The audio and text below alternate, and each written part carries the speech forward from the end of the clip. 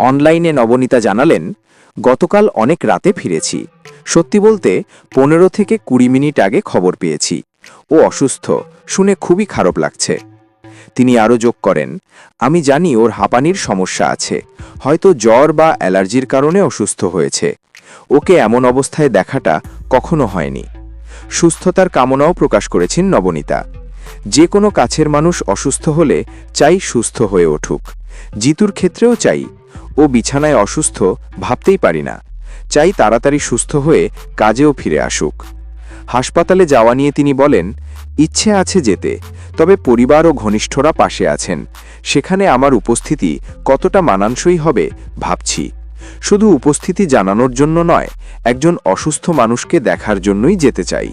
মনে হয় এই মুহূর্তে আমার সাহায্যের প্রয়োজন নেই। বিচ্ছেদের পরও সৌজন্যবোধ ও চিন্তাভাবনা যেন প্রমাণ করছে জিতুর সুস্থতা তার কাছে গুরুত্বপূর্ণ।